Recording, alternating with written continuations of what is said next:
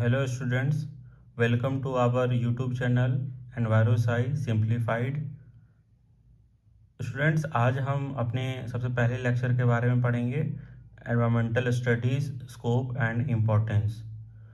तो चलिए सबसे पहले बात करते हैं व्हाट इज़ नेचर। तो nature consist of two very complex interdependent mutually reactive and inter related entities. Nature क्या है? हमारा जो नेचर है वो दो कॉम्प्लेक्स एंटाइटी से बना हुआ है। ठीक है, एक है ऑर्गेनिजम्स एंड एनवायरनमेंट। एक है हमारा ऑर्गेनिजम्स और एक होता है एनवायरनमेंट। ठीक है, the organisms can survive only in appropriate environments. हमारा जो ऑर्गेनिजम्स है या जो भी ऑर्गेनिजम्स है वो एक अप्रोप्रिएट एनवायरनमेंट में ही सर्वाइव कर सकते हैं, और वो इंटरैक्ट विथ ईच अदर, और वो इंटरैक्ट भी करते हैं आपस में अपने एनवायरनमेंट के साथ, यानी एनवायरमेंटल फैक्टर के साथ। The various principles that govern the relationship between the organisms and the environment is called ecology। अब एक टर्म्स आते हैं इसमें, इकोलॉजी। तो व्हाट इज इकोलॉजी?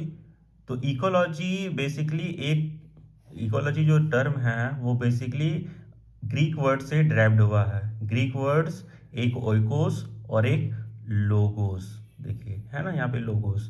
तो ओइकोस का मतलब होता है हाउस और प्लेस टू लिव, और लोगोस का मतलब होता है स्टडी और डिस्कोर्स। तो इस तरह से सबसे पहले इकोलॉजी को इंट्रोड्यूस किसने किया था? जर्मन बायोलॉजिस्ट अर्नस्ट हैकेल ने। कब? 1869 में। और इकोलॉजी है क्या? तो उन्होंने इसे डिफाइन किया कि the study of reciprocal relationship between organisms and their environment. यानी इकोलॉजी क्या है? इकोलॉजी ऑर्गेनिजम्स और उसके फिजिकल एनवायरनमेंट का एक रेसिप्रोकल रिलेशनशिप है।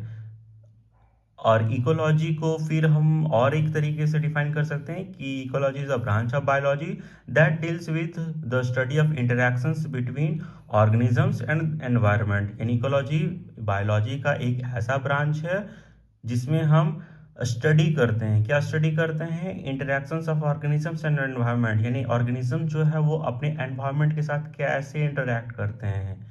And understanding of ecological principles is essential for the sustainable use of resources, and it evolves strategies for the mitigation environmental problems at local, regional and global levels।